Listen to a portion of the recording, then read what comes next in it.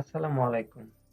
আজ আমরা শিখতে যাচ্ছি ওয়েবসাইটের টাইটেল এবং ফেভাইকন সম্পর্কে।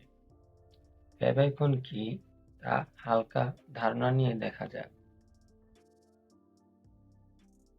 আমরা যদি যে কোনো একটি ওয়েবসাইট ওপেন করি, ধরেন আমি ইউটিউবই ওপেন করলাম।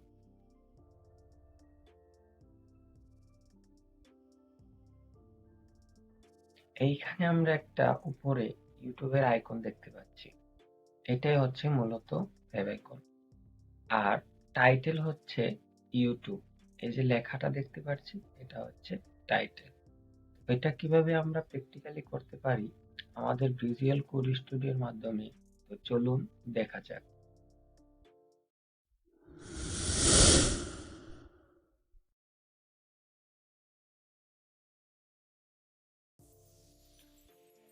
আমরা আমাদের ভিজুয়াল কোড স্টুডিওটি ওপেন করে নিই।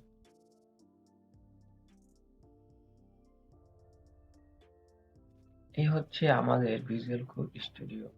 তো আমরা এখানে একটা HTML ফাইল ক্রিয়েট করেছি, আর আমরা জানি যে HTML ফাইলে HTML5 দিয়ে প্রকাশ করে, মানে বর্তমান ভার্সন চলছে HTML এর ফাইল।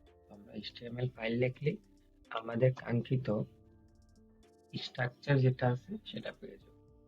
এইখানে আমরা টাইটেলে আমরা যখন ফাইল ক্রিয়েট করব তখন টাইটেল দেখতেই পারবো। তো সিম্পলি আমরা আজকে ফ্যাব আইকন এন্ড টাইটেল দিয়ে দিব। ফ্যাব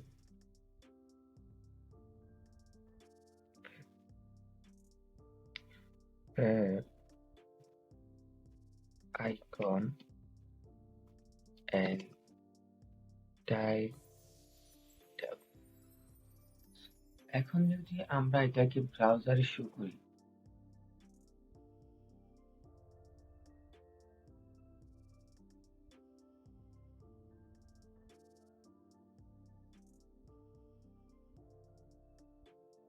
আমরা এখানে দেখতে পাচ্ছি যে আমাদের টাইটেল তৈরি করা হয়ে গেছে।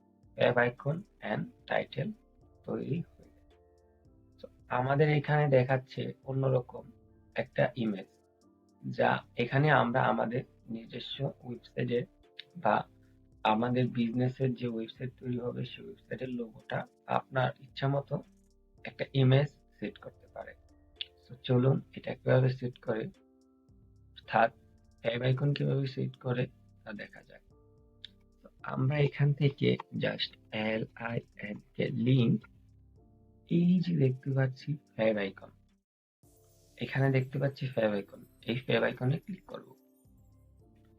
আমরা জানি হাইপার লিংক, এখানে আমরা সিম্পলি আমাদের ইমেজের লিংকটা দিয়ে দেব। আর আমি যেহেতু ডাউনলোড করে ফাইল ইমেজ ইউজ করব, সেই ক্ষেত্রে আমি ডট স্ল্যাশ দিলেই আমার ফাইলটি চলে আসবে। এখন আমার ফাইল ইমেজ সেট হয়ে গেছে।